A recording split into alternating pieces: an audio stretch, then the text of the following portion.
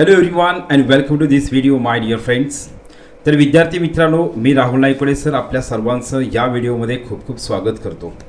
तर मित्रांनो, आपण आजच्या या व्हिडिओमध्ये जो स्टेनोग्राफरचा 2018ला जो पेपर झाला, या 2018च्या पेपरमध्ये जे आपल्याला इंग्रजी या विषयामध्ये जे प्रश्न आपल्याला विचारले आहेत, तर या सर्व प्रश्नांचा आपण सविस्तर ॲनालिसिस करणार आहोत, ज्यामुळं आपल्याला जे विद्यार्थी स्टेनोग्राफरच्या परीक्षेची तयारी करत आहेत किंवा स्टेनोटायपिस्टच्या परीक्षेची तयारी करत आहेत, अशा या सर्व विद्यार्थ्यांना येणारा जो पेपर असणार आहे, तर या येणाऱ्या पेपरमध्ये नेमकं कशा प्रकारे प्रश्न विचारले जातात, की MPSC कशा प्रकारे प्रश्न विचारते, त्याची डेप्थ काय असते, तर या सगळ्या गोष्टी तुम्हाला लक्षात याव्यात यासाठी आपण काय केलेलं आहे, जे स्टेनोग्राफरचे पाठीमागचे जे क्वेश्चन पेपर आहेत, तर या सर्व क्वेश्चन पेपरचं आपण काय करतो डिअर फ्रेंड्स, ॲनालिसिस करत आहोत. तर आपण आजच्या व्हिडिओमध्ये 2018चा जो पेपर आहे, तर हा 2018चा पेपर आपण या ठिकाणी सविस्तर आपण त्याचं ॲनालिसिस करणार आहोत. आणि जे बाकीचे विद्यार्थी आहेत, जे विद्यार्थी MPSCची तयारी करतात, मग वेगवेगळ्या पोस्टसाठी तयारी करतात, मग कोणी राज्यसेवेची तयारी करत असेल, कोणी कंबाईन ग्रुप बीची तयारी करत असेल, कोणी कंबाईन ग्रुप सीची तयारी करत असेल, किंवा कोणी टेक्निकलची तयारी करत असेल, जे टेक्निकलची परीक्षा झाली 2022मध्ये, तर या 2022 पासून डिअर फ्रेंड्स टेक्निकल जे आहे, तर MPSC फॉरेस्ट असेल, MES असेल किंवा MPSC ॲग्री असेल, या तीनही परीक्षांची काय केली त्यांनी, एक टेक्निकलसाठीची कंबाईन परीक्षा केलेली आहे. तर या परीक्षेची तयारी करत असू द्या, किंवा कोणी डिपार्टमेंटल PSIची तयारी करत असेल, किंवा कोणी डिपार्टमेंटल ASOच्या परीक्षेची तयारी करत असेल, किंवा कोणी सरळ सेवेची तयारी करत असेल, आपल्या या सर्वांसाठीच या व्हिडिओमध्ये जे आपण प्रश्न आणि त्या प्रश्नांचा आपण सविस्तर ॲनालिसिस करणार आहोत. तर हे सर्व ॲनालिसिस, हे सर्व प्रश्न आपल्या सर्वांनाच निश्चितच डिअर फ्रेंड्स आपल्याला मार्गदर्शक आणि आपल्या सर्वांना 100% या ठिकाणी जे आहेत आपल्या सर्वांच्या कॉन्सेप्ट्स क्लिअर करतील.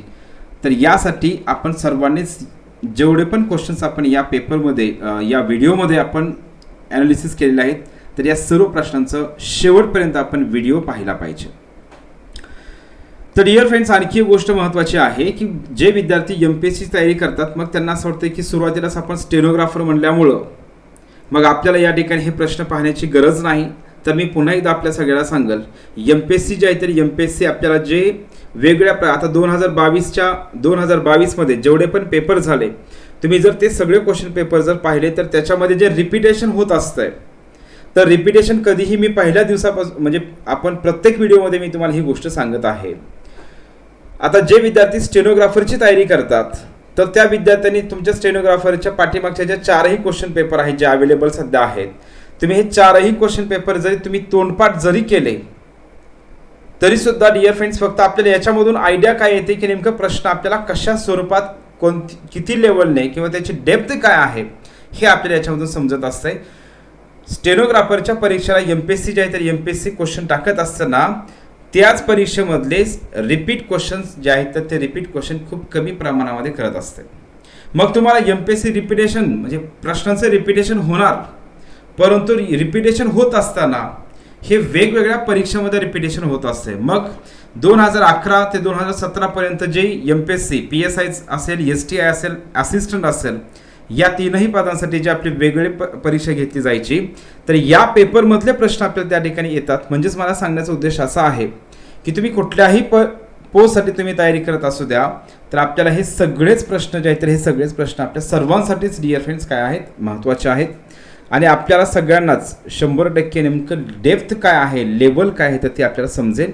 यासाठी आपण डिअर फ्रेंड्स सर्वांनीच यामधले जेवढे पण क्वेश्चन्स आहेत, तर ते क्वेश्चन्स आपण या ठिकाणी सविस्तर पाहणं गरजेचं आहे आणि व्यवस्थित आपण त्या कॉन्सेप्ट समजून घेणं गरजेचं आहे.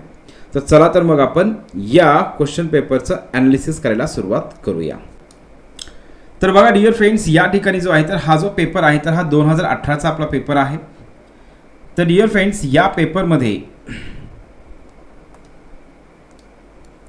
हा जो पेपर आहे, तर बघा या पेपरमध्ये 2018च्या पेपरमध्ये नेमका आपल्याला प्रश्न इंग्लिश विषयामध्ये कशा प्रकारे विचारलेले आहेत, तर ते सगळेच प्रश्न आपण या ठिकाणी सविस्तर आपण त्याचा ॲनालिसिस करूया.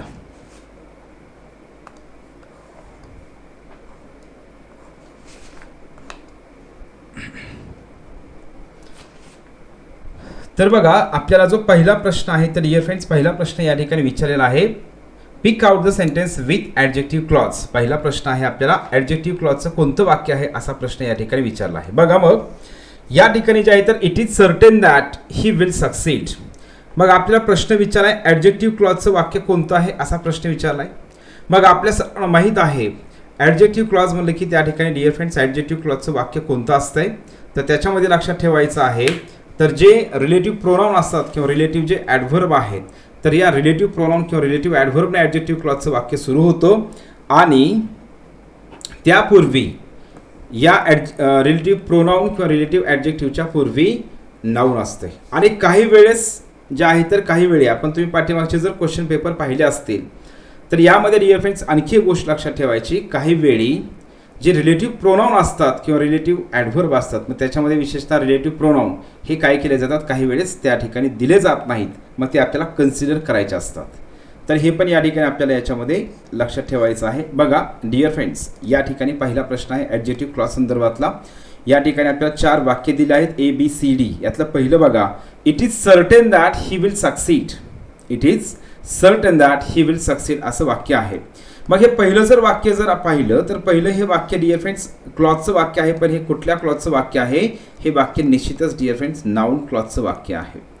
त्याच्यानंतर नेक्स्ट आहे पर्ल विल एक्झामाइन अ पेशंट. हे वाक्य क्लॉजचं वाक्यच नाही डिअर फ्रेंड्स हे सिम्पल वाक्य आहे. हे कशाचं आहे सिम्पल सेंटेन्स आहे. त्याच्यानंतर नेक्स्ट आहे I met a man I had already non. या ठिकाणी जे आहे तर I met a man whom I had already known किंवा that I had already known. मग या ठिकाणी जरी रिलेटिव्ह प्रोनाउन दिलं नसेल तरी पण आपल्याला याच्यामध्ये रिलेटिव्ह प्रोनाउन जे आहे तर हे रिलेटिव्ह प्रोनाउन कन्सिडर करायचं आहे आणि म्हणून या ठिकाणी हे वाक्य जे आहे तर हे वाक्य सुद्धा डिअर फ्रेंड्स काय आहे ॲडजेक्टिव्ह क्लॉजचं आहे. आणि याच्यामध्ये तर ऑलरेडी दिलेलं आहे हु इज ऑनेस्ट हा ॲडजेक्टिव्ह क्लॉज आहे आणि यापूर्वी डिअर फ्रेंड्स काय आहे मॅन जे आहे तर मॅन हे या ठिकाणी नाऊन आहे. मग या ठिकाणी C आणि D या ठिकाणी लक्षात ठेवायचं आहे तर हे दोन C आणि D हे दोन्ही वाक्य काय आहेत ॲडजेक्टिव्ह क्लॉजचं आहे आणि हे जे वाक्य आहे तर हे सिम्पल सेंटेन्सचं वाक्य आहे. खरं पाहता हे वाक्य डिअर फ्रेंड्स कशाचं नाही क्लॉजचं वाक्यच नाही. म्हणून C आणि D याचं उत्तर काय झालं डिअर फ्रेंड्स 4 नंबरचं ऑप्शन बरोबर येत आहे. त्याच्यानंतर नेक्स्ट बघा या ठिकाणी future generations will observe independence day as a red letter day. आता ह्या जो रेड लेटर डे जो आहे तर ॲज अ रेड लेटर डेला आपण त्या ठिकाणी म्हणतोय डिअर फ्रेंड्स ऑस्पिशियस डे म्हणजे पवित्र दिवस अँड ऑस्पिशियस डे असं आपण त्याला म्हणत असतो. तर याचं उत्तर 1 नंबरचं ऑप्शन आहे. त्याच्यानंतर नेक्स्ट ह्या ज्या या ठिकाणी आपल्याला फ्रेजेस दिलेला आहे डिअर फ्रेंड्स इडियम्स आहे तर याच्यामध्ये बघा मॅच द फॉलोइंग आहे आपल्याला जोड्या लावायच्या आहेत. मग यामध्ये लक्षात ठेवायचं ब्रेक ब्रेड विथ. तर लक्षात काय ठेवायचं dear friends bread with J आहे तर याच्यामध्ये लक्षात ठेवायचं आहे तर बघा ब्रेक ब्रेड विथ म्हणजेच काय dear friends to eat a meal with म्हणजेच आपण त्याला काय म्हणतोय to eat a meal with. मग याच्यामध्ये डिअर फ्रेंड्स हे झालं याचं लक्षात द्या to eat a meal with.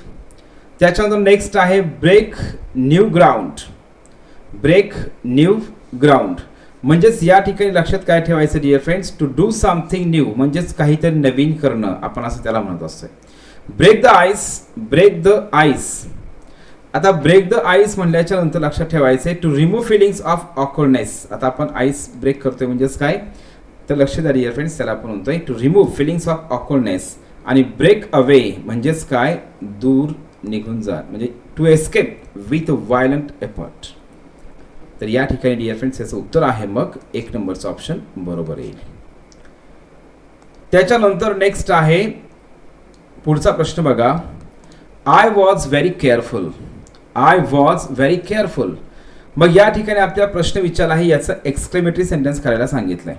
मग डिअर फ्रेंड्स जर विधानार्थी वाक्यामध्ये फक्त व्हेरी हा जर शब्द असेल तर आपल्याला लक्षात ठेवायचं व्हेरी जर शब्द असेल तर आपण काय करत असतोय डिअर फ्रेंड्स तर त्या वाक्याचं एक्सक्लेमेटरी सेंटेन्स करताना आपण हाऊने सुरुवात करत असतोय. कशाने सुरुवात करतोय हाऊने सुरुवात करतोय. मग या ठिकाणी लक्षात ठेवायचं आहे हे व्हॉटचं जे आहे तर हे तर ऑप्शन कटलं. त्याच्यानंतर नेक्स्ट आहे डिअर फ्रेंड्स हाऊ. आणि दुसरी गोष्ट महत्त्वाची आहे, तर वाक्य लिहित असताना वाक्याचा जो क्रम आहे तो तुमचा या ठिकाणी बरोबर यावा यासाठी मी काय करतोय, लक्ष द्या. या ठिकाणी जे आहे तर हे लक्षात ठेवायचं, या व्हेरी पासून आपल्याला या ठिकाणी हे अशा प्रकारे करून घ्यायचं म्हणजे, आणि इथं काय करायचं, स्टॉप करायचं. म्हणजे व्हेरीच्या ऐवजी काय वापरायचं, आपल्याला हाऊ वापरायचं. आपण हाऊ वापरलं, त्याच्यात जसं आहे तसंच पुढचे जेवढे पण शब्द आहेत तर ते अशाच क्रमामध्ये ठेवायचे. हाऊ, त्याच्यानंतर आपण केअरफुल आहे पुढं म्हणून आपण केअरफुल वापरलं. म्हणजेच मी इथं लिहितो वाक्य, बघा वाक्य असं होईल डिअर फ्रेंड्स, हाऊ केअरफुल. त्याच्यानंतर इथं आय, आणि त्याच्यानंतर नेक्स्ट आहे वॉज, आणि वाक्याच्या शेवटी आपण एक्सक्लेमेशन मार्क देतोय. आणि म्हणून या ठिकाणी डिअर फ्रेंड्स काय असणार आहे, याचं उत्तर जे आहे तर याचं उत्तर हे असणार आहे. आता मी हे असं करायला का सांगितलं, त्याचं रिझन असं आहे की आपलं वाक्य जे आहे तर वाक्यरचना बरोबर येते. कारण बऱ्याच ठिकाणी काय होतं डिअर फ्रेंड्स, बऱ्याच वेळेस असं होतं की मग वॉज आय असं एक ऑप्शन असतंय आणि आय वॉज एक ऑप्शन असतंय. मग बऱ्याच विद्यार्थ्यांना असं वाटतं की वॉज आय बरोबर आहे, परंतु असं नाही डिअर फ्रेंड्स. अगोदर सब्जेक्ट आणि त्याच्यानंतर हेल्पिंग व्हर्ब येत असते. मग यासाठी एक सिंपल काय करायचं, मी अशा प्रकारे जर राऊंड केला याला, तर तुमचं त्या ठिकाणी उत्तर जे आहे तर उत्तर हे 100% बरोबर येत असते. नेक्स्ट बघा, पुढचा प्रश्न आहे dear friends, which is not a complex sentence. खालील जे 4 वाक्य दिले आहेत तर या 4 वाक्यापैकी कोणतं वाक्य कॉम्प्लेक्स सेंटेन्स नाही असा आपल्याला प्रश्न विचारला आहे. आणि डिअर फ्रेंड्स सिंपल लक्षात ठेवायचं आहे, कॉम्प्लेक्स सेंटेन्स म्हणजेच लक्षात ठेवायचं आहे क्लॉजचं वाक्य आलं की त्याला कॉम्प्लेक्स सेंटेन्स म्हणायचं आहे. मी तुम्हाला सिंपल सांगितलंय. मग बिकॉज हे जे आहे तर हे क्लॉजचं वाक्य आहे, म्हणजे या ठिकाणी हे कशाचं कुठलं वाक्य आहे डिअर फ्रेंड्स, हे कॉम्प्लेक्स सेंटेन्स आहे. त्याच्यानंतर they always talk who never think, या ठिकाणी हे सुद्धा काय आहे, कॉम्प्लेक्स सेंटेन्स आहे. त्याच्यानंतर बघा, he trudged on though he was tired, या ठिकाणी डिअर फ्रेंड्स हे सुद्धा कॉम्प्लेक्स सेंटेन्सच आहे. आणि त्याच्यानंतर नेक्स्ट आहे dear friends, listen carefully and take notes, या ठिकाणी जे आहे तर हे वाक्य आहे डिअर फ्रेंड्स सिंपल सेंटेन्स नाही, तर हे वाक्य कुठलं आहे, हे कंपाऊंड सेंटेन्सचं वाक्य आहे. हे वाक्य कोणतं आहे, कंपाऊंड सेंटेन्सचं वाक्य आहे. म्हणजे यामध्ये लक्षात ठेवायचं डिअर फ्रेंड्स, आपल्याला विचारलंय काय, नॉट कॉम्प्लेक्स, म्हणजे कॉम्प्लेक्स सेंटेन्स कोणतं नाही. मग याच्यामध्ये 4 नंबरचं ऑप्शन हे कॉम्प्लेक्स सेंटेन्स नाही, कारण ते वाक्य आहे कंपाऊंड सेंटेन्स. नेक्स्ट बघूया पुढचा प्रश्न आपण.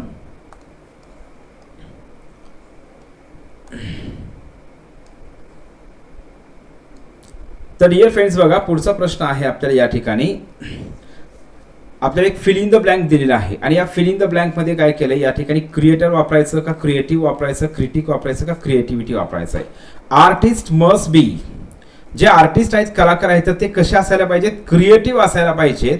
म्हणजे या ठिकाणी डिअर फ्रेंड्स काय असणार, आपण ऍडजेक्टिव्ह म्हणून आपण वापरतोय, म्हणजेच या ठिकाणी क्रिएटिव्ह हा शब्द या ठिकाणी बरोबर येतोय. क्रिएटर म्हणल्याच्यानंतर हे नाऊन होत आहे, तर त्यासाठी काय करायचं डिअर फ्रेंड्स, क्रिएटिव्ह हा शब्द बरोबर येतोय. नेक्स्ट बघा, या ठिकाणी डायरेक्ट स्पीच इनडायरेक्ट स्पीचचं वाक्य आहे. तर यामध्ये she said what a lovely scene it is, या ठिकाणी हे दिलेलं वाक्य एक्सक्लेमेटरी सेंटेन्स आहे. आणि या एक्सक्लेमेटरी सेंटेन्स आपल्याला इनडायरेक्ट स्पीच करायचं आहे. एक्सक्लेमेटरी सेंटेन्स इनडायरेक्ट स्पीच करत असताना रिपोर्टिंग व्हर्ब कोणतं वापरतात अगोदर लक्षात ठेवायचं, ते म्हणजे एक्सक्लेम्ड आहे.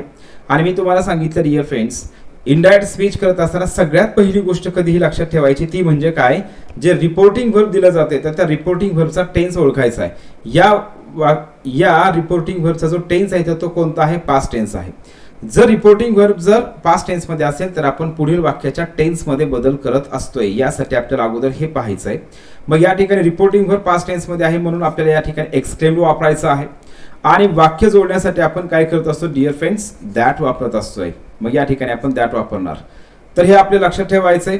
एक्सक्लेम आणि दॅट हे लक्षात ठेवा. मग याचा जरी विचार केला तर तुम्हाला या ठिकाणी लक्षात येईल की 2 ऑप्शन तर आपले पहिले 1 आणि 2 कटले. राहिला प्रश्न कुठला, 3 नंबरचा ऑप्शन बरोबर येते का 4 नंबरचा ऑप्शन बरोबर आहे, हे आपल्याला या ठिकाणी पाहायचं आहे. आणि डिअर फ्रेंड्स आणखी एक गोष्ट महत्त्वाची, ज्यावेळेस आपण एक्सक्लेमेटरी सेंटेन्स आपण इनडायरेक्ट स्पीच करत असतोय त्यावेळी हे व्हॉट किंवा हाऊ हे आपण वाक्यामध्ये वापरत नसतोय. याचा जरी विचार केला तरी आपलं उत्तर हे बरोबर येतंय, 4 नंबरचा ऑप्शन बरोबर. पण आपण याला काय करू dear friends, exclamatory sentence indirect speech आपण याला करू. तर आता लक्षात काय ठेवायचंय बघा, शी एक्सक्लेम्ड आपण असं या ठिकाणी केलं, शी एक्सक्लेम्ड दॅट, वाक्य जोडलं आपण दॅट नाही. त्याच्यानंतर हे जे एक्सक्लेमेटरी सेंटेन्स असतंय त्याला इनडायरेक्ट स्पीच करत असताना काय करायचं असते डिअर फ्रेंड्स, आपल्याला विधानार्थी वाक्यामध्ये कन्वर्ट करायचं असते. मग विधानार्थी वाक्य करत असताना काय करायचं लक्ष द्यायचं आहे. पण सिंपल फॉर्म्युला सांगतो. हे वाक्य जे आहे तर हे वाक्य असं काय करायचं असते, असं जर लिहिलं तुम्ही तर तुमच्या वाक्याचा जो क्रम आहे तर तो क्रम सुद्धा त्या ठिकाणी बरोबर येतो. म्हणजे या ठिकाणी वाक्याचा कर्ता कोण आहे, इट. मग काय केलं आपण, त्याच्यानंतर दॅट नंतर आपण इट वापरलं. त्याच्यानंतर इथं इज आहे तर आपण ॲमिजारचा बदल, जर रिपोर्टिंगवर पास्ट टेन्समध्ये असतं तर आपण ॲमिजारचा बदल वॉजवर करत असतो, म्हणजे वॉज घेतलं. त्याच्यानंतर हे वॉट अ आहे. मग वाक्यामध्ये जर वॉट अ असेल तर आपण काय करतो, विधानार्थी वाक्य करताना त्या ठिकाणी लक्षात ठेवायचे अ व्हेरी वापरतो. आणि जर वाक्यामध्ये जर हाऊ असेल तर विधानार्थी वाक्य करताना आपण काय करत असतो, फक्त व्हेरी वापरतोय. मग या वाक्यामध्ये वॉट अ आहे म्हणून या ठिकाणी काय करायचं आहे, इट वॉज अ व्हेरी. आपल्याला या ठिकाणी अ व्हेरी वापरायचं आहे. त्याच्यानंतर लवली जसं आहे तसंच लिहायचं, लवली सीन. आणि त्याच्यानंतर वाक्याच्या शेवटी फुल स्टॉप. इनडायरेक्ट स्पीच म्हणलं की वाक्याच्या शेवटी नेहमी फुल स्टॉप येतो, हे लक्षात ठेवायचं आहे. मग हे आपल्या अशा प्रकारे वाक्य येते डिअर फ्रेंड्स, उत्तर असेल. नेक्स्ट बघा 8 नंबरचा प्रश्न बघू. या ठिकाणी प्रश्न विचारलाय, या वाक्यामध्ये दिलेल्या वाक्यामध्ये एरर कुठं आहे. एरर म्हणजेच आपण त्याला म्हणतोय डिअर फ्रेंड्स मिस्टेक कुठं आहे. मग she didn't ate see the queen. मग या वाक्यामध्ये जे आहे तर या वाक्यामध्ये एरर कुठं आहे तर साधारणतः जर विचार तुम्ही केला, एट हा शब्द आपण साधारणतः काय करतो, आपण डिअर फ्रेंड्स प्रेझेंट परफेक्ट टेन्समध्ये वापरतोय. कुठल्या टेन्समध्ये वापरतोय, प्रेझेंट परफेक्ट टेन्समध्ये आपण हा शब्द वापरतो. प्रेझेंट परफेक्ट टेन्समध्ये हा एट हा शब्द आपण निगेटिव्ह सेंटेन्समध्ये वापरतोय. मात्र काय करायचं लक्षात ठेवायचं, प्रेझेंट परफेक्ट टेन्समध्ये आपण हा शब्द वापरतोय. आणि म्हणून या ठिकाणी जर डिडंट आणि सी जर तुम्ही पाहिलं तर या ठिकाणी डिडंट आणि सी हे सिंपल पास्ट टेन्समध्ये आहे. आणि म्हणून याच्यामध्ये एरर हा जो आहे तर ए मध्ये आहे आणि डी मध्ये आहे. म्हणून याचं ऑप्शन मला असं म्हणजे या ठिकाणी म्हणायचं आहे की ए आणि डी कुठं आहे बघा, ए आणि डी याचं उत्तर आहे. तर याचं उत्तर हे 3 नंबरचं ऑप्शन बरोबर आहे. मग या ठिकाणी पाहिजे काय होतं, प्रेझेंट परफेक्ट टेन्स म्हणजेच काय, शी हॅझंट सीन द क्वीन एट. आपण अशा प्रकारे काय करतोय लिहितोय. म्हणजे या ठिकाणी डिडंटच्या ऐवजी काय पाहिजे होतं डिअर फ्रेंड्स, हॅझंट आणि सीन असं पाहिजे होतं. नेक्स्ट बघा, we must save money for a rainy day. आता रेनी डे म्हणजेच आपण काय म्हणतो डिअर फ्रेंड्स, पावसाळ्याच्या दिवसासाठी. मग पावसाळ्याच्या दिवसासाठी पैसे सेव्ह केले पाहिजेत. म्हणजेच काय, अडचणीच्या कामासाठी आपण, म्हणजे जे आपले खराब दिवस येणार आहेत किंवा प्रतिकूल परिस्थिती येणार आहे, प्रतिकूल जो टाइम आहे तर त्याच्यासाठी आपण पैसे सेव्ह करून ठेवले पाहिजेत. म्हणजे याचा अर्थ असा होतोय अ टाइम ऑफ ॲडव्हर्सिटी म्हणजे प्रतिकूल परिस्थिती. आणि आणखी एक गोष्ट कधी लक्षात ठेवायची, ज्यावेळेस हे फ्रेजेस असतात, इडियम्स असतात तर त्यावेळेस कधीही शब्दशः ज्यावेळेस एखादं कारण मिनिंग दिला जातो तर तो मिनिंग कधीही त्या ठिकाणी उत्तराचा मिनिंग होत नाही. हे पण आपल्याला याच्यामध्ये लक्षात ठेवायचं. नेक्स्ट बघा डिअर फ्रेंड्स, पुढं आहे identify the underline clause in the following sentence. मग यामध्ये क्लॉज आपल्याला विचारला आहे. मग आपण आता क्लॉज म्हणलं की आपण त्या ठिकाणी मग हू, हुम, व्हॉट हे अशा प्रकारचे कंजंक्शन्स आहेत का आपण त्या ठिकाणी काय करत असतोय पाहतोय, किंवा रिलेटिव्ह प्रोनाउन जे आहे तर रिलेटिव्ह प्रोनाउन आहेत का आपण हे या ठिकाणी पाहत असतोय. मग आता याच्यामध्ये बघा, ही डिटेस्ट्स रायटिंग लेटर्स. मग या ठिकाणी जे आहे तर या ठिकाणी डिअर फ्रेंड्स या ठिकाणी रिलेटिव्ह प्रोनाउन पण दिलेले नाहीत, रिलेटिव्ह ॲडव्हर्ब पण या ठिकाणी दिलेले नाहीत आणि कंजंक्शन सुद्धा दिलेले नाहीत. तर या ठिकाणी जर मग नाउन क्लॉज व्हायचा असता तर आपण या ठिकाणी नाउन क्लॉजसाठी आपल्याला कंजंक्शन्स पाहिजेत. ॲडजेक्टिव्ह क्लॉज व्हायचा असेल तर त्या ठिकाणी सुद्धा रिलेटिव्ह प्रोनाउन किंवा रिलेटिव्ह ॲडव्हर्ब पाहिजे असतात. आणि जर ॲडव्हर्ब क्लॉज पाहिजे असेल तर ॲडव्हर्ब क्लॉज होण्यासाठी सबऑर्डिनेटिंग कंजंक्शन्स पाहिजेत. तर या ठिकाणी जे आहे तर या ठिकाणी रायटिंग लेटर्स असं दिलेलं आहे. मग रायटिंग हा जो शब्द आहे तर डिअर फ्रेंड्स काय आहे तर हा जेरंड आहे. रायटिंग आपण काय करतो, राईट म्हणजे आयएनजी प्रत्यय लावलेला जो शब्द असतो तर त्याला आपण काय म्हणतोय, जेरंड म्हणत असतोय. मग आपण ह्या सगळ्या ऑप्शनचा जर विचार केला, ॲडव्हर्बियल क्लॉज आहे का नाही, कारण ॲडव्हर्बियल क्लॉज होण्यासाठी काय असतात, सबऑर्डिनेटिंग कंजंक्शन्स त्या ठिकाणी पाहिजेत क्लॉज होण्यासाठी.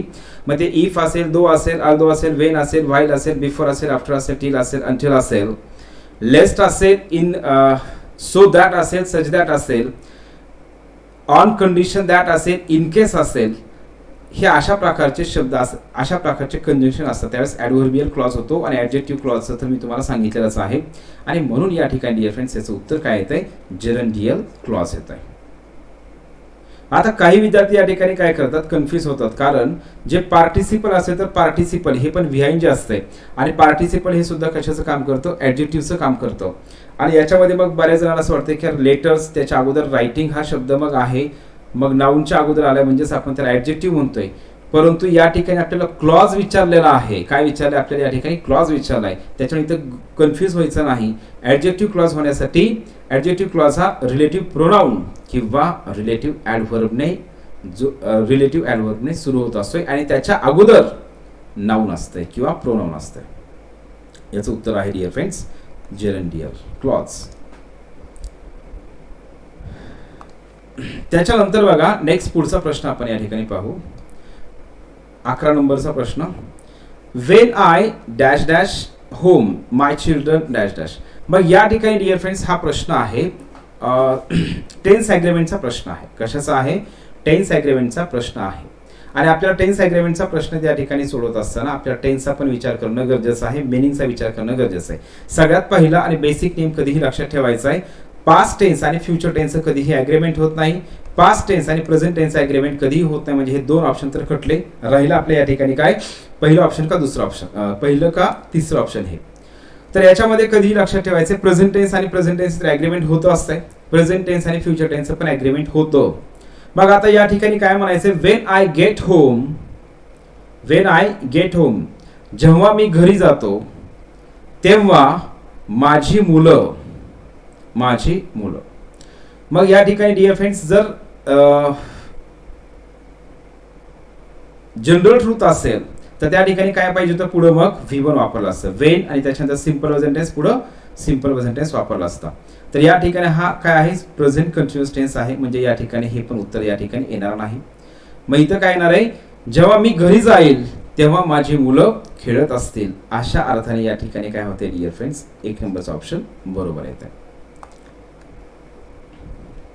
त्याच्यानंतर नेक्स्ट बघा, या ठिकाणी पण पुन्हा प्रश्न आपल्याला विचारला आहे डिअर फ्रेंड्स. हंटिंग, या ठिकाणी hunting tigers is a favourite sport in this country. तर यामध्ये आपल्याला प्रश्न विचारला की या हंटिंग टायगर्स याची फ्रेजचा टाईप कोणता आहे? मग आता लक्ष द्या, नाउन फ्रेज असते, ॲडजेक्टिव्ह फ्रेज असते, ॲडव्हर्ब फ्रेज असते, जेरंडियल फ्रेज असते, तर प्रिपोजिशनल फ्रेज असते. आता याला काय करायचंय? लक्ष द्या, याला याला खूप सिंपल समजून घ्यायचंय. नाउन फ्रेज म्हणजेच काय असते? ज्यावेळी जी फ्रेज नाउनचं कार्य करते त्याला म्हणतो आपण नाउन फ्रेज. ॲडजेक्टिव्ह फ्रेज म्हणजेच काय? ॲडजेक्टिव्हचं कार्य करते त्याला म्हणतो आपण ॲडजेक्टिव्ह फ्रेज. ॲडव्हर्बियल फ्रेज म्हणजेच काय? जी फ्रेज ॲडव्हर्बचं कार्य करते त्याला आपण म्हणतोय ॲडव्हर्बियल फ्रेज. तर यामध्ये जेरंडियल फ्रेज म्हणजेच काय असते? तर याच्यामध्ये लक्षात ठेवायचं डिअर फ्रेंड, जेरंडियल फ्रेज जे आहे तर त्याच्यामध्ये त्याला पण आयएनजी असते. आता जेरंड म्हणलं की आयएनजी आपला आता अगोदर झालंय. आता याच्यामध्ये हा जो आहे तर लक्ष द्या, आता जेरंडियल फ्रेज आहे का ॲडजेक्टिव्ह फ्रेज आहे का ॲडव्हर्बियल फ्रेज आहे का प्रिपोजिशनल फ्रेज आहे? तर आपण हे या ठिकाणी बघू. आता निश्चितच या ठिकाणी ॲडव्हर्बियल फ्रेज तर नाही. आता याच्यामध्ये डिअर फ्रेंड्स प्रिपोजिशनल फ्रेज पण नाही आणि इन्फिनिटिव्ह पण नाही. राहिला प्रश्न आहे 2, जेरंडियल आहे का ॲडजेक्टिव्हवाला आहे? तर हे आपल्याला या ठिकाणी काय करायचं समजून घ्यायचं. आता कधीही लक्षात ठेवायचं जेरंडियल फ्रेज म्हणजेच काय असेल? जेरंड. जेरंड जे आहे तर जेरंड हे कशाचं कार्य करत असते? तर लक्षात ठेवायचं जेरंड हे नाउनचं कार्य करतं. जेरंड हे कशाचं कार्य करतं? नाउनचं. आणि नाउन जे आहे तर नाउन हे कशाचं कार्य करत असेल? सब्जेक्टचं कार्य करतं. नाउन हे ऑब्जेक्टचं कार्य करत आहे. नाउन हे प्रेपोजिशनच्या नंतर सुद्धा येत असते. आणि नाउन या ठिकाणी लक्षात ठेवायचं आफ्टर अ प्रेपोजिशन. आपल्याला हे लक्षात ठेवायचं म्हणजेच आपण त्याला म्हणतोय ऑब्जेक्ट ऑफ प्रेपोजिशन. मग जेरंड हे कशाचं कार्य करत आहे? सब्जेक्टचं कार्य करत आहे. मग या ठिकाणी हंटिंग टायगर्स हे वाक्यामध्ये कशाचं कार्य करत आहे? तर या ठिकाणी हे सब्जेक्टचं कार्य करत आहे. कशाचं कार्य करत आहे? सब्जेक्टचं कार्य करत आहे. आणि म्हणून या ठिकाणी डिअर फ्रेंड्स ही जी आहे तर ही काय आहे? जेरंडियल फ्रेज आहे. काय आहे? जेरंडियल फ्रेज आहे.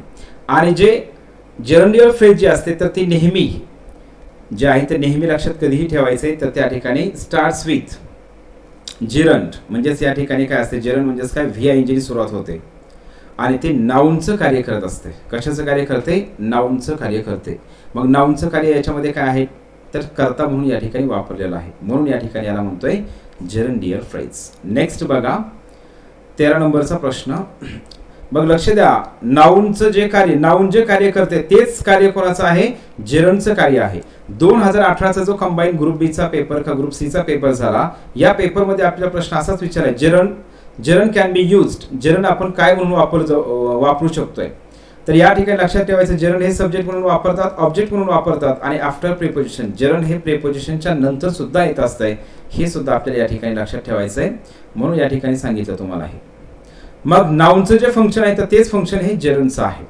नेक्स्ट बघा, identify the grammatically correct sentence. तर आता या I was wishing I was a bird, म्हणजे ज्यावेळेस आपल्याला काल्पनिक बोलायचंय तर काल्पनिक बोलत असताना आपण काय करतो, काल्पनिक बोलताना आपण एकतर इफ आय वर म्हणतो किंवा आपण त्या ठिकाणी आय विश आय वेअर अशा प्रकारची वाक्यरचना असते. आय विश आय वर. आपण ज्यावेळेस काल्पनिक बोलतो तर काल्पनिक बोलत असताना इफ आयच्या नंतर आपण वेअर वापरतो आणि आय विशच्या नंतर सुद्धा आपण वेअर वापरतो. मग या ठिकाणी काय पाहिजे बघा, हे वाक्य जे आहे ते चारही वाक्यामध्ये विश वापरलेलं आहे. मग या ठिकाणी पाहिजे काय, आय विश आय वर. या ठिकाणी आय विश आय वर. मग ज्यावेळेस आपल्याला काल्पनिक बोलायचंय, काल्पनिक बोलत असताना आपण कधीही लक्षात ठेवायचं इथं वेअर वापरतोय, वॉज वापरत नाहीत. म्हणून या ठिकाणी काय लक्ष द्या, ऑप्शन क्रमांक जे आहे तर याच्यामध्ये बघा, आय विश आय वर अ बर्ड, म्हणजेच मी जर पक्षी असतो तर या ठिकाणी बघा, या ठिकाणी आय वर अ बर्ड. मग याचा ऑप्शन कोणता आहे, 3 नंबरचा ऑप्शन या ठिकाणी बरोबर आहे. नेक्स्ट आता सी आय टू आय, हे जे सी आय टू आय आहे तर या ठिकाणी ही जी सी आय टू आय आहे डिअर फ्रेंड्स, तर या ठिकाणी आपल्याला ही फ्रेज 2022चा 16 एप्रिल 2022चा जो डिपार्टमेंटल PSIचा पेपर झाला, या पेपरमध्ये सुद्धा आपल्याला सी आय टू आय ही फ्रेज विचारलेली आहे. 2022चा डिपार्टमेंटल PSIचा पेपर, यामध्ये प्रश्न विचारलाय कशाचा, सी आय टू आय. मग सी आय टू आय म्हणजेच काय असतंय, ॲग्री होणं किंवा सहमत होणं.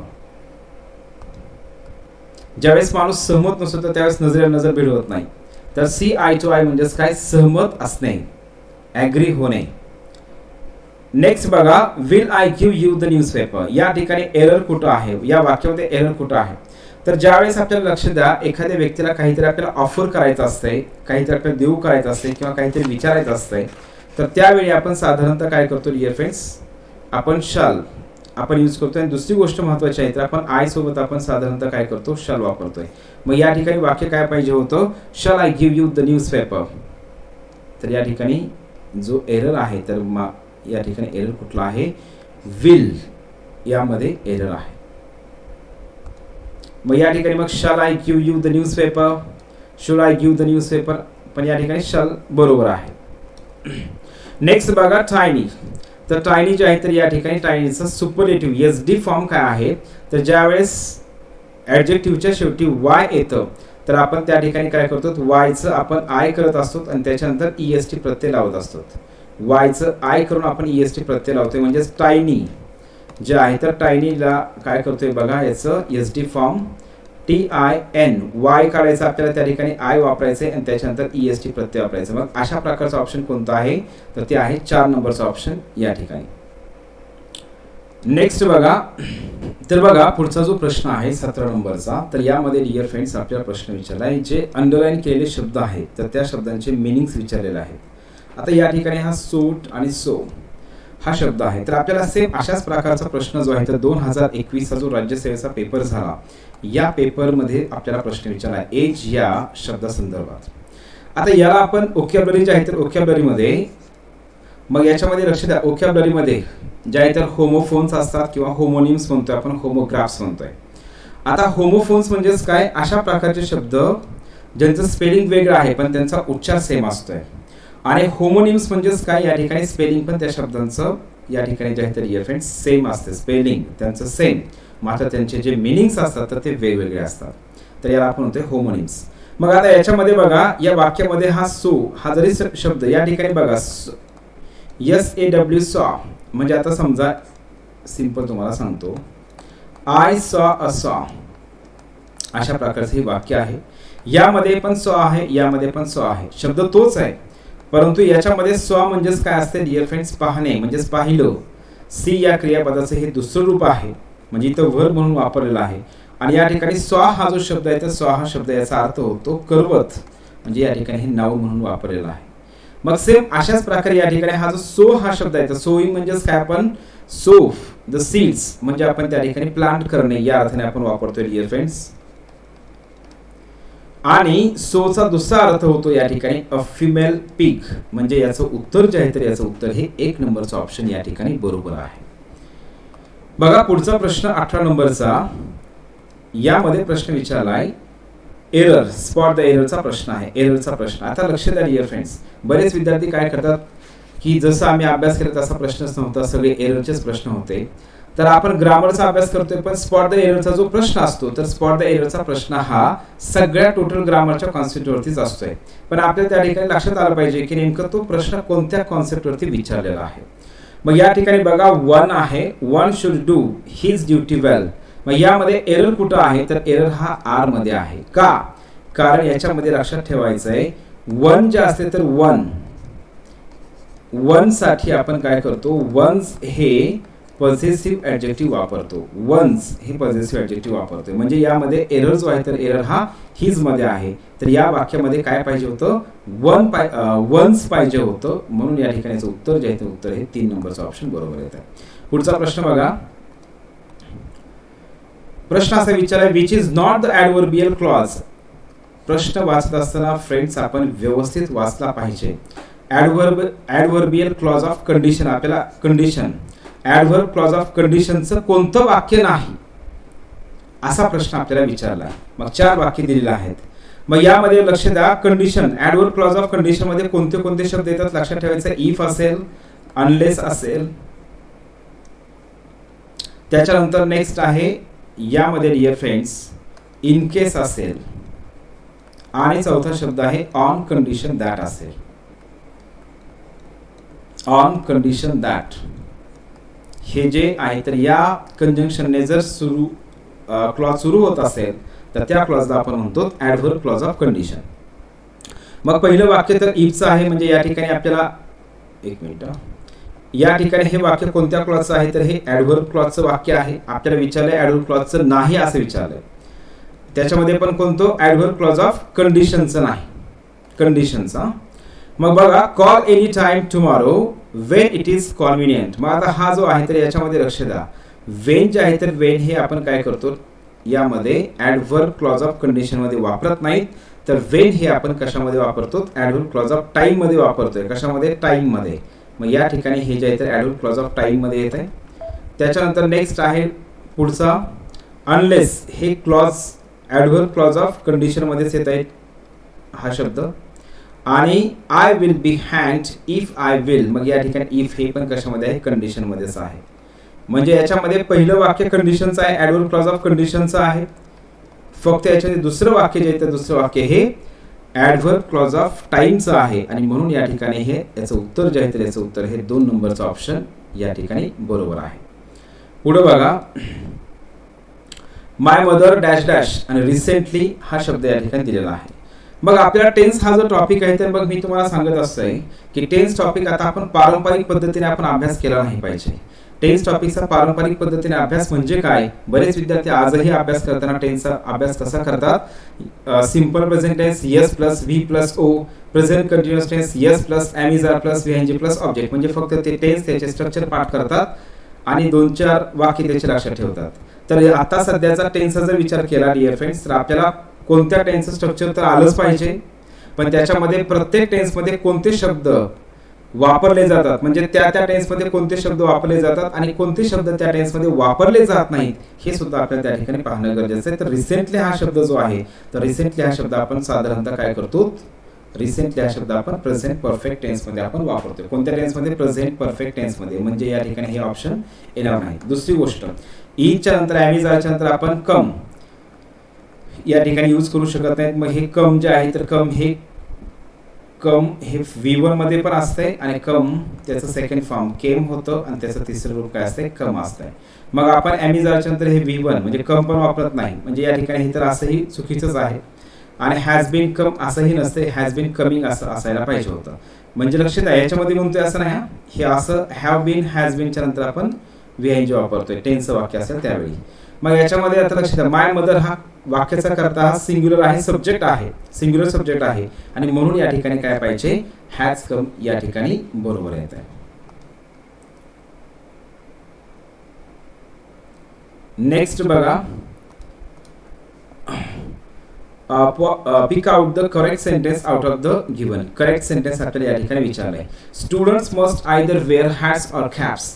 मग आपल्याला या ठिकाणी कधीही लक्षात ठेवायचंय आयदर ऑर असेल, नायदर नॉर असेल, ऑर असेल, नॉर असेल, नॉट ओनली बट ऑल्सो असेल किंवा बोथ अँड असेल, हे जे कंजंक्शन आहेत तर या कंजंक्शन संदर्भात एक गोष्ट कधीही लक्षात ठेवायची, या कंजंक्शनच्या पहिल्या पार्ट सोबत जर नाउन असेल तर दुसऱ्या पार्ट सोबत पण नाउनच असायला पाहिजे. पहिल्या पार्ट सोबत जर ऍडजेक्टिव्ह असेल तर दुसऱ्या पार्ट सोबत पण ऍडजेक्टिव्ह असायला पाहिजे. अर्थात पहिल्या पार्ट सोबत जी पार्ट ऑफ स्पीच असते तीच पार्ट ऑफ स्पीच ही दुसऱ्या पार्ट सोबत असायला पाहिजे. म्हणजेच या ठिकाणी डिअर फ्रेंड्स, मग आपण जर हा नियम लक्षात ठेवला तर तुम्हाला त्या ठिकाणी त्याचं उत्तर येतंय. म्हणजे ज्याला समजा वाक्याची रचना कळते त्याला तर उत्तर येणारच, पण जर वाक्याची रचना कळत नसेल तर या नियमाच्या मदतीने पण आपण उत्तरापर्यंत पोहोचू शकतोय. Students must either wear hats or caps. इथं आयदरच्या नंतर आता वेअर हा शब्द जो पाहिला तर वेअर हा शब्द काय आहे, क्रियापद आहे, आणि या ऑरच्या नंतर काय कॅप्स हा शब्द नाउन आहे. म्हणजे या ठिकाणी पार्ट्स ऑफ स्पीचचं ॲग्रीमेंट या ठिकाणी बरोबर होत नाही. Students must wear hats or either caps. Students must wear या ठिकाणी बघा must wear hats or either cap. म्हणजे या ठिकाणी अशी वाक्यरचना नसते डिअर फ्रेंड्स, आयदर ऑर असते, ऑर आयदर नसते. नेक्स्ट बघा आयदर स्टुडंट्स मस्ट वेअर. या ठिकाणी आयदर वाक्याच्या सुरुवातीला घेतले, त्यानंतर स्टुडंट्स हे नाउन आहे आणि याच्यानंतर ऑरच्या नंतर पण इथं पण काय आहे डिअर फ्रेंड्स नाउन आहे. परंतु वाक्यरचना या ठिकाणी काय आहे, बरोबर वाक्यरचना होत नाही. कारण या ठिकाणी कशाबद्दल बोलायचं आहे, हॅट्स किंवा कॅप्स याबद्दल बोलायचं आहे. त्याच्यामुळे ज्याच्याबद्दल बोलायचं आहे तर त्या ठिकाणी काय करायचं असेल डिअर फ्रेंड्स, हे नॉट ओनली बट ऑल्सो असेल, आयदर ऑर असेल, नायदर ऑर असेल, या शब्दांचा आपण त्या ठिकाणी वापर करायचा असतो. मग students must wear either hats or caps. मग या ठिकाणी वाक्याची रचना पण बरोबर आहे. स्टुडंट्स वाक्याचा करता must wear either hats or caps, म्हणजे विद्यार्थ्यांनी हॅट किंवा कॅप परिधान करायला पाहिजे. या ठिकाणी याचं उत्तर हे बरोबर येत आहे. नेक्स्ट बघा पुढचा प्रश्न.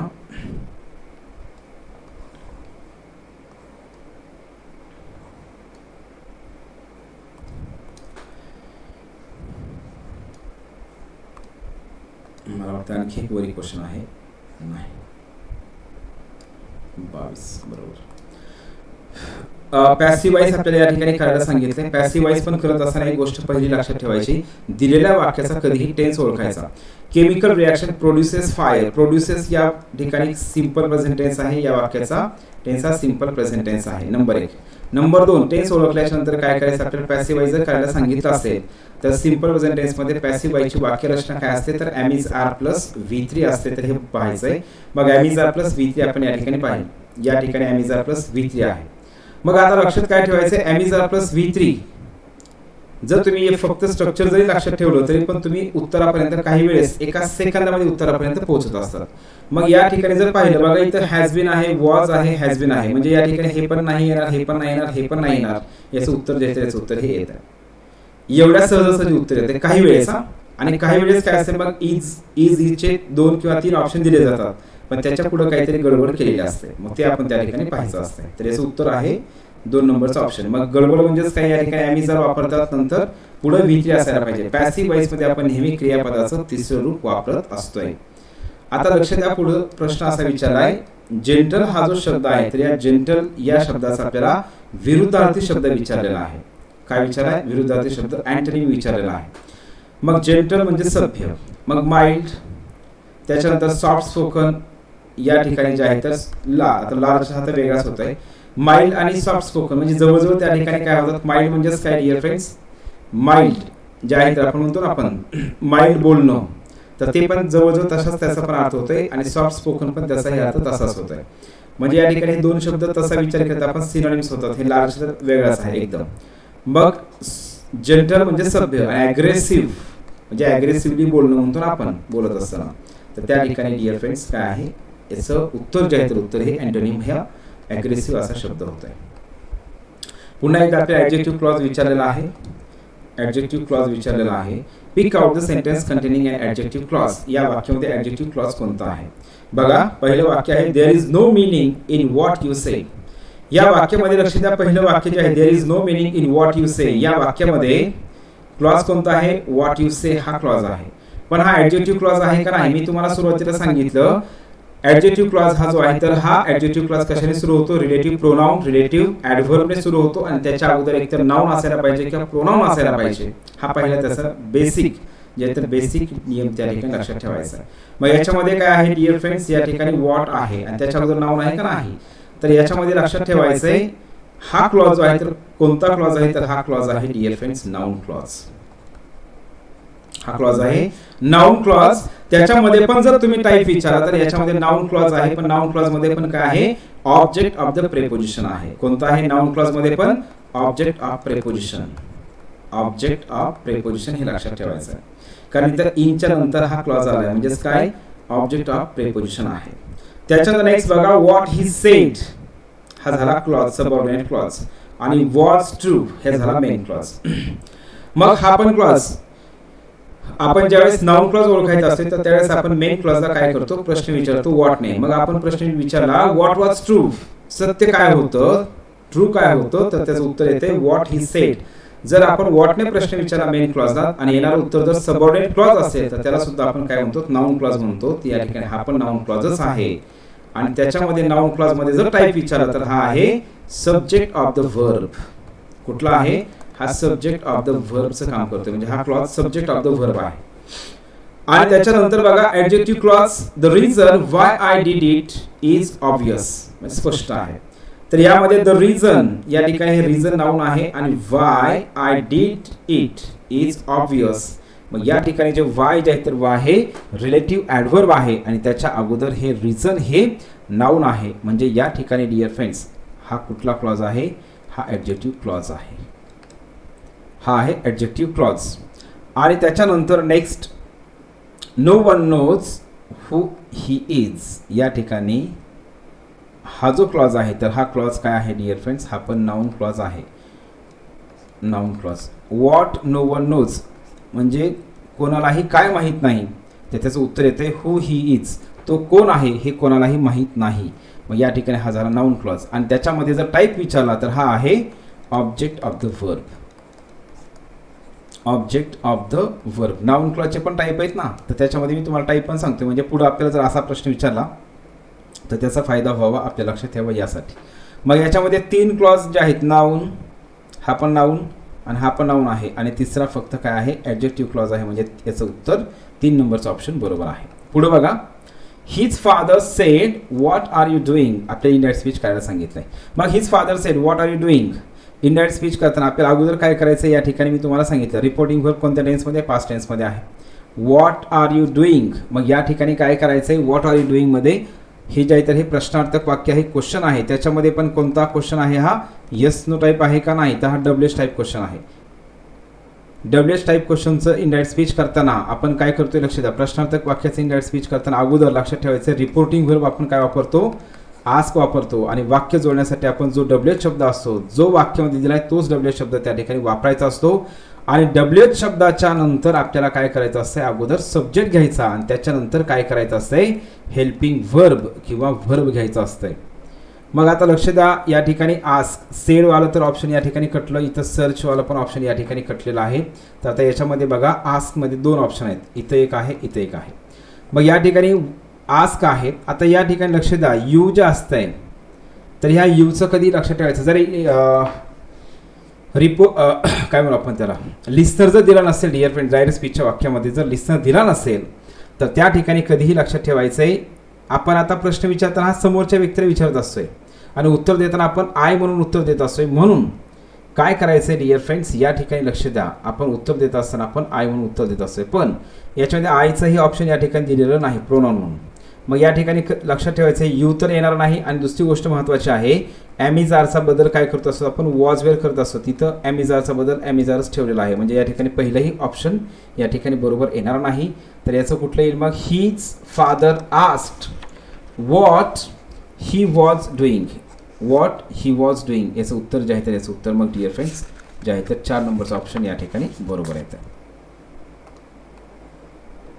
मग ॲमिजारचा बदल वॉजवेअर करायचा आहे आणि व्हॉट डब्ल्यू शब्दाच्या नंतर अगोदर काय करायचा? सब्जेक्ट घ्यायचा आणि त्याच्यानंतर हेल्पिंग व्हर्ब घ्यायचं आहे आणि वाक्य लक्ष द्या, प्रश्नार्थक वाक्य असू द्या, विधानार्थी वाक्य असू द्या किंवा एक्सक्लेमेटरी सेंटेन्स असू द्या किंवा आज्ञार्थी वाक्य असू द्या, कोणतंही वाक्याचा प्रकार असेल, इनडायरेक्ट स्पीच करताना वाक्याच्या शेवटी फुल स्टॉप द्यायचा आहे. Full stop. Pick out the correct sentence out of the alternatives. तर या ठिकाणी पुन्हा एकदा ते आयदर ऑर नायदर नॉरचं जसं वाक्य होतं, आयदर ऑरचा प्रश्न होता अगोदरचा, सेम तशाच प्रकारचा हा प्रश्न आपल्याला या ठिकाणी विचारला आहे. ही इज अँड म्हणजे आपल्याला या ठिकाणी नायदर नॉरचा आपल्याला या ठिकाणी विचार करायचा आहे. नायदर नॉरचा विचार करायचा आहे. आता लक्ष द्या, आयदर ऑर आपल्याला पहिली बेसिक लक्षात ठेवायचं आहे. आयदर सोबत ऑर असते आणि नायदर सोबत नॉर असते, कधीही लक्षात ठेवायचं. इथं नायदर सोबत इथं ऑर वापरलेलं आहे, म्हणजे या ठिकाणी काय झालंय, हे जे आहे तर या ठिकाणी जे पेअरिंग वर्ड्स आहेत तर ते चुकीचे झालेले आहेत. आयदर सोबत ऑर असते, नायदर सोबत नॉर असते, हे लक्षात ठेवायचं आहे. मग आता याच्यामध्ये हे 2 नंबरचं ऑप्शन तर सहज कटलेलं आहे. त्याच्यानंतर बघा, he is an ascetic in neither theory nor practice. तर आपण असेटिक म्हणजेच आपण त्याला काय संन्यासी म्हणतो किंवा तपस्वी म्हणतोय. मग या ठिकाणी dear friends, neither theory nor practice, मग या ठिकाणी थेअरी हा शब्द पण नाऊन आहे, प्रॅक्टिस हा शब्द पण नाऊन आहे. म्हणजे तो थेअरीचा जरी विचार केला किंवा प्रॅक्टिसचा जरी विचार केला तर तो ॲसेटिक नाही. ठीक आहे. मग या ठिकाणी लक्ष द्या, म्हणजे हे वाक्य बरोबर वाटतंय. आपण तरी पण पुढच्या वाक्याचा विचार करू. नायदर या ठिकाणी वापरलं आहे, इथं नायदरच्या नंतर प्रोनाऊन आहे आणि इथं नॉरच्या नंतर प्रॅक्टिसेस हे नाऊन आहे. मग या ठिकाणी हे असं बरोबर येत नाही डिअर फ्रेंड्स, हा कर्ता आहे. आणि त्याच्यानंतर he is an ascetic neither in theory nor practice, nor practice. मग या ठिकाणी वाक्यरचना बरोबर होत नाही, कारण काय, इन पाहिजे होतं याच्यामध्ये. तर या ठिकाणी डिअर फ्रेंड्स हे पण वाक्य या ठिकाणी चुकलेलं आहे. मग उत्तर कोणतं येईल डिअर फ्रेंड्स? वाक्यरचनेचा विचार केला तर हे 3ही 2, 3, 4 हे वाक्यरचना बरोबर नाहीत. तर याची वाक्यरचना पहिलं वाक्यच बरोबर आहे. नेक्स्ट बघा,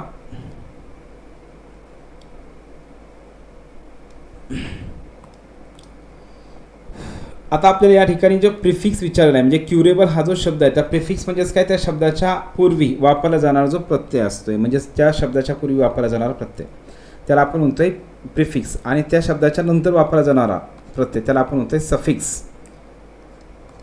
मग याच्यामध्ये बघा, दिस इज नॉट ॲन, मग प्रिफिक्स आपल्याला क्युरेबल जे आहे तर क्युरेबल म्हणजेच काय, या ठिकाणी बरा होण्यासारखा असं आपल्याला या ठिकाणी म्हणायचं आहे. मग दिस इज नॉट ॲन, नॉट म्हणजेच काय, हा बरा होण्यासारखा आजार नाही असं म्हणायचं या ठिकाणी. मग या ठिकाणी मग अनक्युरेबल म्हणायचे का नाही, रिक्युरेबल म्हणायचे का नाही, अंडर रिकव्हरेबल म्हणायचं का नाही, तर इनक्युरेबल या ठिकाणी हा प्रिफिक्स बरोबर आहे. क्युरेबल आणि इनक्युरेबल. नेक्स्ट बघा, रेकलेस, रेकलेस या ठिकाणी आहे. पुढचा शब्द आहे रेकलेस. हा जो शब्द आहे तर रेकलेस या शब्दाचा मिनिंग काय होतोय असं आपल्या या ठिकाणी विचारलेलं आहे. मग आता रेकलेसली म्हणजेच आपण होतो ना बेपरवाई किंवा अविचारी पद्धतीने करणं. करेजियस होणार नाही, बोल्ड होणार नाही, डेअरिंग होणार नाही. तर या ठिकाणी रॅश, या ठिकाणी याचं उत्तर काय असणार आहे? मग रॅश हा शब्द, याचाही अर्थ काय होतोय, म्हणजे कसल्याही प्रकारे बेपरवाईने, रॅशली कार चालवतोय, रेकलेसली आपण म्हणतोय आपण ना, तर त्याचा अर्थ होतोय कसल्याही प्रकारची जबाबदारी न करता, परवा न करता, त्याला आपण म्हणतोय रेकलेस. म्हणून याचं उत्तर आहे रॅश, RASH, रॅश आहे हा तो शब्द. नेक्स्ट बघा, पुढं प्रश्न विचारले, करेक्ट सेंटेन्स कोणतं? आता हे वुड रॅदरचं वाक्य आहे, तुम्हाला अगोदरच सांगून टाकतो. वुड रॅदरच्या वाक्याची वाक्यरचना कधीही लक्षात ठेवायची. वुड रॅदर अगोदर, वुड रॅदरच्या नंतर कर्ता असतो आणि कर्त्याच्या नंतर डिअर फ्रेंड्स कधीही लक्षात ठेवायचे V2 वापरायचं. काय वापरायचं? V2 वापरायचं. वुड रॅदर आणि त्याच्यानंतर आपल्याला V2 वापरायचं असतं. मग या ठिकाणी कॅन आहे का बरोबर नाही. इथे वुड रॅदरच्या नंतर वुड रॅदर आहे, या ठिकाणी गो हे आहे, V1 आहे, म्हणजे या ठिकाणी हे पण चुकीचं आहे. या ठिकाणी आय विल आहे, वुड रॅदर वापरायचं आहे, तर या ठिकाणी ही वाक्यरचना बरोबर नाही. तर वुड रॅदर या ठिकाणी डिअर फ्रेंड्स कर्ता आहे आणि या ठिकाणी वेंटचं सेकंड फॉर्म आहे, म्हणून या ठिकाणी 3 नंबरचं ऑप्शन बरोबर येतं आहे.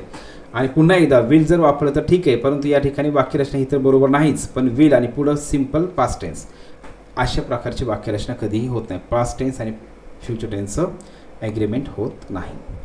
आता बघा या ठिकाणी काय केलेलं आहे फ्रेंड्स, आपल्याला हे जे वाक्य दिलेलं आहेत तर इकडे काय केलेलं आहे, आपल्याला वाक्य देत असताना त्यांनी काय केलं आहे, प्रश्नार्थक वाक्य दिलं, इंट्रोगेटिव्ह सेंटेन्स दिलेला आहे.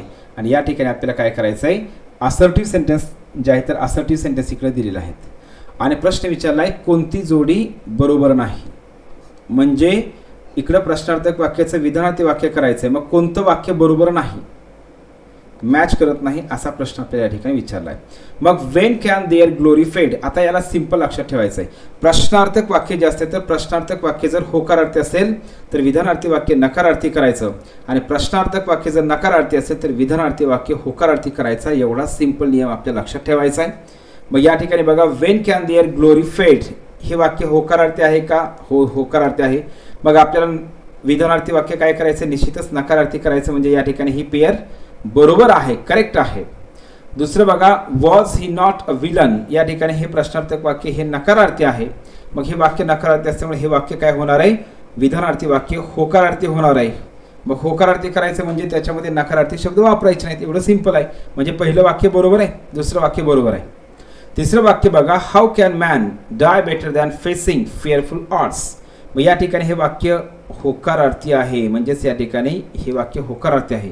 मग याचा आपल्याला जर समजा विधानार्थी वाक्य करायचं असेल तर हे निश्चितच नकारार्थी करायला पाहिजे होतं, पण या ठिकाणी हे नकारार्थी केलेलं नाही, आणि म्हणून या ठिकाणी हे जे आहे तर हे चुकलेलं आहे. मग याचं उत्तर जे आहे तर याचं लक्ष द्या, हे वाक्य बरोबर आहे, हे वाक्य बरोबर आहे, याच्यामध्ये हे चुकलेलं आहे, आणि याच्यामध्ये हे पण बरोबर आहे. मग याच्यामध्ये बघा सी नंबरचं ऑप्शन जे आहे तर सी नंबरचं ऑप्शन आपल्याला उत्तर जे आहे तर उत्तर हे असणार आहे त्याचं, म्हणजेच या ठिकाणी ही पेअर मिसमॅच आहे, या ठिकाणी ही बरोबर नाही.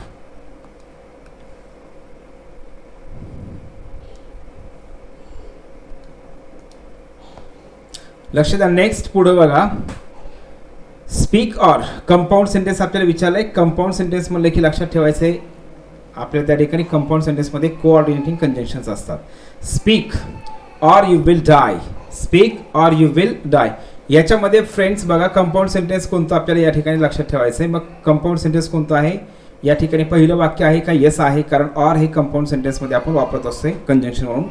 त्याच्यानंतर नेक्स्ट बघा, he has written a letter to get money, हे वाक्य कंपाऊंड सेंटेन्स आहे का? नाही, तर हे वाक्य जे आहे तर हे वाक्य सिंपल सेंटेन्स आहे.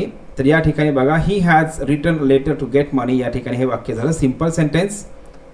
हे वाक्य जे आहे तर हे वाक्य सिंपल सेंटेन्स आहे, हे कंपाऊंड आहे.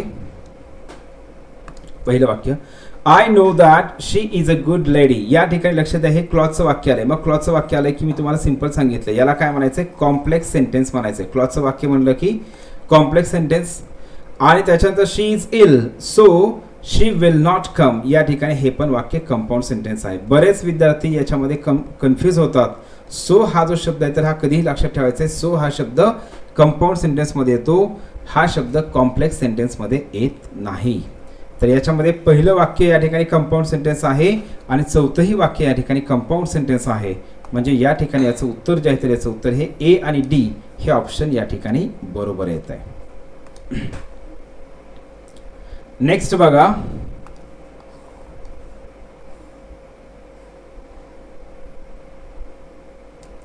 पुढचा प्रश्न, सिंपल सेंटेन्स विचारलं. याच्यामध्ये काय विचारलंय? सिंपल सेंटेन्स विचारलेला आहे. Simple sentence, his courage won him honour, याच्यामध्ये सिंपल सेंटेन्स कोणतं आहे? हे आहे का? येस आहे, हे सिंपल सेंटेन्सेस आहे. पहिलं वाक्य हे सिंपल सेंटेन्स आहे. दुसरं वाक्य बघा, द मून वॉज ब्राईट, आता अँड आलेलं आहे, म्हणजेच या ठिकाणी हे दुसरं वाक्य कंपाऊंड सेंटेन्स झालं. I both thanked him and rewarded him, हे सुद्धा वाक्य कंपाऊंड सेंटेन्सच आहे. आणि the hour to prepare the lesson has arrived, म्हणजे या ठिकाणी डिअर फ्रेंड्स हे पण वाक्य काय आहे? सिंपल सेंटेन्सचं वाक्य आहे. मग या ठिकाणी हे पण सिंपल सेंटेन्स आहे.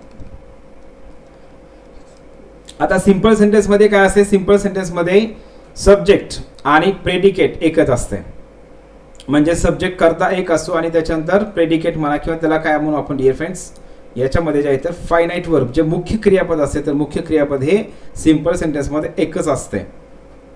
आणि कंपाऊंड सेंटेन्समध्ये मुख्य क्रियापद जे असतात मेन वर्ब हे कमीत कमी 2 असतात, मग जास्तीत जास्त मग 3 किंवा 3 पेक्षा जास्त असू शकतात, पण कमीत कमी 2 असतात, हे लक्षात ठेवायचं. मग याचं उत्तर जे आहे तर याचं उत्तर 3 नंबरचं ऑप्शन बरोबर येत आहे. पुढे बघा, या ठिकाणी डिअर फ्रेंड्स कमिशन, आता कमिशन हा शब्द आपल्या लक्षात येतो, पण कमिशनचं या ठिकाणी बघा प्रश्न विचारलाय, अपोजिट शब्द आपल्याला विचारलाय. काय विचारलाय? अपोजिट शब्द या ठिकाणी विचारलेला आहे. मग कमिशन म्हणजेच काय? लक्षात द्या डिअर फ्रेंड्स, कमिशन म्हणजेच गिवन ऑफिशियल अप्रुव्हल, आपण काय म्हणतो गिवन ऑफिशियल अप्रुव्हल म्हणजेच परमिशन देणे, परवानगी दिल्यासारखंच म्हणतो आपण. तर याचा अर्थ असा होतो या ठिकाणी विरोधार्थी शब्द म्हणजेच काय, टर्मिनेट करणे म्हणजेच नाकारणे, परवानगी देणे, ऑफिशियल परवानगी देणे आणि या ठिकाणी नाकारणे, म्हणून त्याचं उत्तर 4 नंबरचं ऑप्शन बरोबर येतं. पुढे बघा प्रश्न विचारला आहे, रीराईट द फॉलोइंग सेंटेन्स करेक्टली. हे वाक्य जे आहे तर हे वाक्य बरोबर लिहा. वाक्य व्यवस्थित म्हणजे क्रम बरोबर दिलेला नाही, तर आपल्याला ह्याचा क्रम काय करायचा आहे, व्यवस्थित या ठिकाणी क्रम लिहायचा आहे. मग वाक्याचा करता कोण आहे, टॉम आहे घेतलं सुरुवातीला, नंतर क्रियापद घेतलं आपण टॉम बॉट, त्याच्यानंतर अ न्यू बाईक पाहिजे आणि त्याच्यानंतर लास्ट वीक हे शेवटी पाहिजे, लास्ट वीक हे शेवटी पाहिजे. म्हणजेच अगोदर करता, त्याच्यानंतर वर्ब, त्याच्यानंतर हे ऑब्जेक्ट आणि त्याच्यानंतर ॲडव्हर्ब. मग आपला नियम सिंपल लक्षात ठेवायचे, वाक्यामध्ये जर ऑब्जेक्ट असेल तर ॲडव्हर्ब हे आपण काय करतोय, हे असे शब्द साधारणतः हे लास्ट वीक, लास्ट इयर हे तर शब्द आपण वाक्याच्या शेवटीच वापरतोय, हे शब्द आपण वाक्याच्या शेवटी वापरतोय. तसेच आपण हे ॲडव्हर्ब ऑफ टाइम जे असतात, ॲडव्हर्ब ऑफ टाइम जे असतात, तर हे आपण वाक्याच्या सुरुवातीलाही वापरू शकतो, वाक्याच्या शेवटीही वापरू शकतो. पण या ठिकाणी हे जरी असं असेल तरी पण या ठिकाणी वाक्यरचना ही बरोबर नाही, पहिलं वाक्य. त्याच्यानंतर हे लास्ट वीक तर हे मध्येच टाकलेलं आहे. Tom bought a new bike last week, या ठिकाणी हे डिअर फ्रेंड्स बरोबर आहे. Tom bought last week a new bike हे या ठिकाणी चुकीचं आहे, म्हणजे या ठिकाणी 3 नंबरचं ऑप्शन बरोबर. पुढं बघा इनडायरेक्ट स्पीचचं वाक्य आहे आणखी, हे पण प्रश्नार्थक वाक्य आहे. प्रश्नार्थक वाक्य रिपोर्टिंग व्हर्ब पास्ट टेन्समध्ये आहे, म्हणजेच आपल्याला निश्चितच काय करायचं आहे, आस्ट हे रिपोर्टिंग व्हर्ब वापरायचं आहे. आणि व्हेअर आहे म्हणजे वाक्य जोडण्यासाठी आपल्याला काय करायचं आहे, व्हेअर वापरायचं आहे. आता इथं लिस्नर दिलेलं आहे, मग आपल्याला काय करायचं आहे, द टीचर आज द स्टुडंट, आपल्याला असं तर घ्यायचंच आहे. पण वाक्य जोडण्यासाठी आपल्याला कोणता डब्ल्यू शब्द घ्यायचा आहे, जो डब्ल्यू शब्द वाक्यामध्ये असतो तोच घ्यायचा असतोय प्रश्नार्थक वाक्याचं. डब्ल्यूएच टाईप क्वेश्चनचं इनडायरेक्ट स्पीच करताना प्रश्नामध्ये जो डब्ल्यूएच शब्द दिलेला असतोय तोच शब्द त्या ठिकाणी घ्यायचा असतोय. या ठिकाणी लक्ष द्या, या वाक्याचा टेन्स कोणता आहे, डू आहे. मग मी तुम्हाला सिंपल सांगितलंय, डायरेक्ट स्पीचच्या वाक्यामध्ये जर डू डजने सुरू होणारा प्रश्न असेल तर त्याचं इनडायरेक्ट स्पीच करताना काय करायचं आहे, डायरेक्ट कर्त्याच्या नंतर क्रियापदाचं दुसरं रूप वापरायचं, सेकंड फॉर्म वापरायचं. म्हणजेच हा सिंपल प्रेझेंट टेन्स आहे आणि सिंपल प्रेझेंट टेन्सच्या वाक्याचा आपण म्हणजे इनडायरेक्ट स्पीच करताना काय करत असतो, सिंपल पास्ट टेन्स करत असतो, असंही लक्षात ठेवलं तरी काही हरकत नाही. मग आता हे यू जे आहे तर यू आपल्याला या ठिकाणी यूचा बदल करायचा, यूचा बदल काय करायचा, लिस्टनुसार करायचा असतो. मग द स्टुडंट आहे, कोण आहे, स्टुडंट आहे. मग आपल्याला काय करायचं लक्ष द्या, स्टुडंटनुसार या यूचा बदल करायचा, यूला यू ठेवायचं नाही. नंबर 1. आता पहिल्या वाक्यामध्ये काय केले, दॅट जोडलेलं आहे. दॅटने आपण प्रश्नार्थक वाक्य इनडायरेक्ट स्पीच करताना दॅट हे आपण कनेक्टिंग वर्ड म्हणून वापरत नाही, म्हणजे पहिलं ऑप्शन चुकलं, चौथं ऑप्शन कटलं, राहिला प्रश्न 2 का 3 बरोबर. आता या ठिकाणी बघा व्हेअर वापरायचं, वाक्य जोडण्यासाठी आपण जो डब्ल्यू शब्द आहे तर तोच घ्यायचा आहे. त्याच्यानंतर मी तुम्हाला अगोदरच्याच प्रश्नामध्ये सांगितलं, डब्ल्यू शब्दाच्या नंतर काय करायचं, अगोदर सब्जेक्ट घ्यायचा आणि त्याच्यानंतर हेल्पिंग व्हर्ब घ्यायचं आहे. मग या ठिकाणी डीड हे अगोदर घेतलेलं आहे, हेल्पिंग व्हर्ब अगोदर घेतलं आहे, म्हणजे या ठिकाणी बरोबर नाही. तर तसंच दुसरी गोष्ट महत्त्वाची, या ठिकाणी मी तुम्हाला सांगितलं हा डू डजने सुरू होणारा प्रश्न आहे. डू डजचा जर प्रश्न असेल तर इनडायरेक्ट स्पीच करताना डायरेक्ट आपण क्रियापदाचं काय करतो, दुसरं रूप वापरतोय. म्हणजे हे प्रश्न सिंपल प्रेझेंट टेन्सचा आहे, आपल्याला याला सिंपल पास्ट टेन्स करायचं आहे. आणि म्हणून या ठिकाणी डिअर फ्रेंड्स इथं कर्ता पण आहे आणि क्रियापदाचं इथं दुसरं रूप पण वापरलेलं आहे. म्हणजे या ठिकाणी हे वाक्य हा 2 नंबरचा ऑप्शन या ठिकाणी बरोबर आहे. पुढचा प्रश्न बघूया.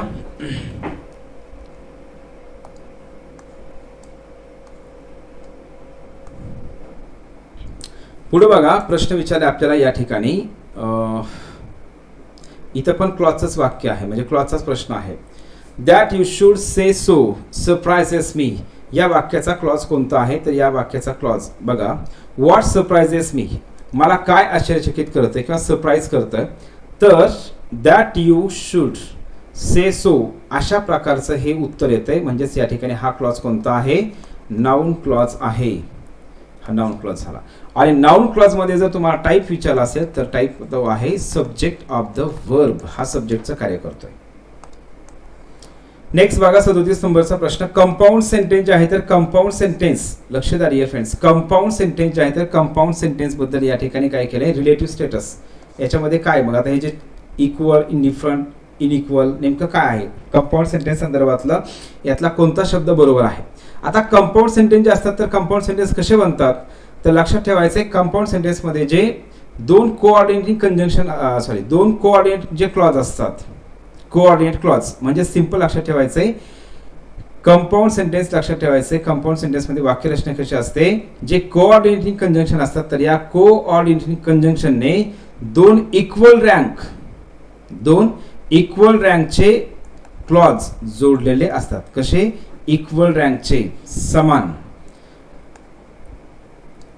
समान क्लॉज त्या ठिकाणी जोडलेले असतात. म्हणून या ठिकाणी याचं उत्तर काय आहे? इक्वल येत आहे. दोन इक्वल रँकचे क्लॉज हे कंपाऊंड सेंटेन्समध्ये असतात, कमीत कमी दोन असतात आणि ते कशाने जोडलेले असतात? कोऑर्डिनेटिंग कंजंक्शनने जोडलेले असतात. म्हणजे या ठिकाणी इक्वल आहे, इनइक्वल नाही आणि इनडिफरंट नाही. त्याच्यानंतर नेक्स्ट बघा, identify the underline part of speech. म्हणजे या ठिकाणी पार्ट ऑफ स्पीच विचारले आपल्याला. आता पार्ट ऑफ स्पीच म्हणजेच या ठिकाणी डिअर फ्रेंड्स बघा फ्रेज विचारलेला आहे. तसा पाहता प्रश्न काय पाहिजे होता? फ्रेज.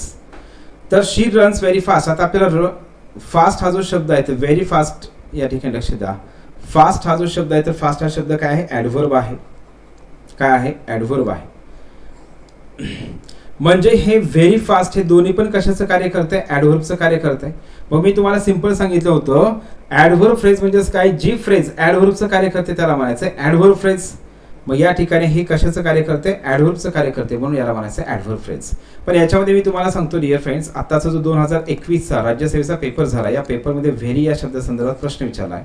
तर व्हेरी हा शब्द लक्ष द्या, व्हेरी हा शब्द जो आहे तर एम्फसाइजिंग ॲडजेक्टिव्ह पण असतो आणि व्हेरी हा शब्द जो आहे तर ॲडव्हर्ब ऑफ, हा शब्द जो आहे तर ॲडव्हर्ब ऑफ क्वांटिटी पण असतोय. हा शब्द ॲडव्हर्ब पण असतोय. ज्यावेळेस व्हेरीच्या नंतर ॲडजेक्टिव्ह येतं किंवा व्हेरीच्या नंतर ॲडव्हर्ब असतंय तर त्यावेळी व्हेरीला काय म्हणतात डिअर फ्रेंड्स? ॲडव्हर्ब म्हणतात, ॲडजेक्टिव्ह म्हणत नाहीत. हे लक्षात ठेवा. चला, व्हेरी फास्ट हे काय झालं? Adverb phrase. म्हणजे आपला प्रश्न जो आहे तर प्रश्न मी आता इथे एक्स्ट्रा माहिती तुम्हाला सांगितली, पण प्रश्न काय? शी रन्स व्हेरी फास्ट. मग खाली सगळे ऑप्शन दिलेत फ्रेजचे दिलेले आहेत. म्हणजेच या ठिकाणी खरं पाहता प्रश्न काय आपल्या फ्रेजवरती विचारलेला आहे. ते नाउन फ्रेज आहे का, ॲडजेक्टिव्ह फ्रेज आहे का, ॲडव्हर्ब फ्रेज आहे? तर ते नक्कीच काय आहे? ॲडव्हर्ब फ्रेज आहे. नेक्स्ट बघा, हे चार शब्द या ठिकाणी दिलेले आहेत. आता FARE फेअर म्हणजेच काय म्हणतो आपण? प्रवास भाडे. FAIR फेअर म्हणजे गोरा. आता फेअर या शब्दाचे 3 अर्थ होतात. गोरा असा गोरा हे अर्थ होतोय. फेअर म्हणजे आपण योग्य, ऑनेस्ट, प्रामाणिक. आणि फेअरचा दुसरा अर्थ होतो जत्रा, यात्रा असाही अर्थ होतोय. आणि याच्यानंतर फायर म्हणजे फायर, तर समजते आग. आणि फिअर म्हणजे भीती. मग आपला प्रश्न काय विचारले? What word means beautiful, honest आणि बाजार. मग या ठिकाणी डिअर फ्रेंड्स ब्युटिफुल, ऑनेस्ट आणि बाजार असा मिनिंग असणारा शब्द कोणता आहे? फेअर. मी तुम्हाला आता याचं मिनिंग पण सांगितलं होता. फेअर म्हणजे गोरा, फेअर म्हणजे जत्रा आणि फेअर म्हणजेच ऑनेस्ट असाही त्याचा अर्थ होतोय. चलो नेक्स्ट बघा, 40 नंबरचा प्रश्न आहे. तर फ्रेंड्स या ठिकाणी आहे शी नोटिस्ड मी डॅश डॅश हर हाऊस. शी नोटिस्ड मी डॅश डॅश हर हाऊस. आता या ठिकाणी आपल्याला काय करायचं आहे? मग टू एंटर वापरायचं आहे का, या ठिकाणी एंटरिंग वापरायचं आहे का, हॅज एंटर वापरायचं आहे का, इज एंटरिंग वापरायचं आहे? तर इथं लक्षात ठेवायचं आहे बघा, शी नोटिस मी एंटरिंग हर हाऊस. या ठिकाणी काय म्हणायचं आहे? एंटरिंग हर हाऊस. ही या ठिकाणी बरोबर येत आहे, एंटरिंग हर हाऊस. तर याचं उत्तर झालं सेकंड नंबरचं ऑप्शन. तर डिअर फ्रेंड्स, आपण अशा प्रकारे या पेपरमधले जे ग्रामर आणि ओकॅब्युलरीचे जे 40 प्रश्न आहेत, ते 40ही प्रश्न आपण या ठिकाणी एकदम सविस्तर त्याचा आपण ॲनालिसिस केलेला आहे.